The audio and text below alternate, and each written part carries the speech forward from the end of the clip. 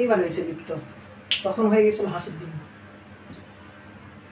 তো এই একটা বৃত্ত যদি বৃত্তের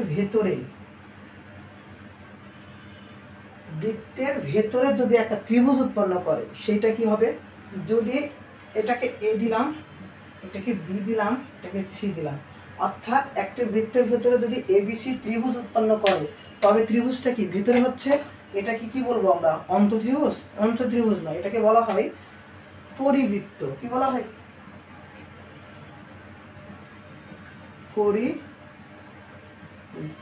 ওকে, অর্থাৎ একটা বৃত্তের ভেতরে যদি ত্রিভুজ হয় সেটাকে কি বলা হয়? পরিবৃত্ত বলা হয়। কি বলা হয়? পরিবৃত্ত। অর্থাৎ একটা বৃত্তের ভেতরে যদি ত্রিভুজ উৎপন্ন করে সেটাকে কি বলা হবে? পরিবৃত্ত। সেম।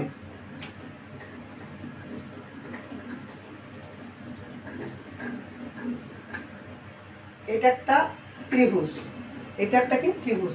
ত্রিভুজের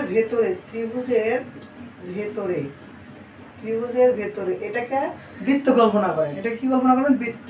ত্রিভুজের ভেতরে যদি বৃত্ত হয় তবে সেটাকে বলা হয় কি? অন্তবৃত্ত। কি বলা হয়? অন্ত অর্থাৎ ভেতরে, অন্তবৃত্ত।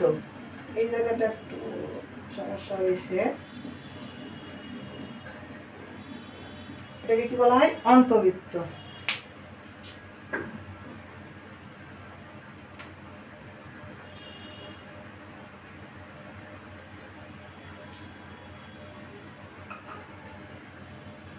ওকে, এটাকে কি বলা হয়? অন্তবৃত্ত। এভাবে আরেকটা আছে বহির্বৃত্ত, অর্থাৎ বৃত্তটা কোথায় হবে? বাহিরে। এই দিক বরাবর একটা রশ্মি, এই দিক বরাবর একটা রশ্মি এই বিন্দুতে মিলিত হয়, এই বিন্দুতে কি হয়? মিলিত হয়, এবং এখানে একটা কি উৎপন্ন করে? ত্রিভুজ উৎপন্ন করে। অর্থাৎ এখানে যে বৃত্তটা উৎপন্ন করবে, একটা এই বাহুকে এবং তিনটা বাহুকে কি করবে? ছেদ করে যাবে, সেটাকে কি বলা হয়?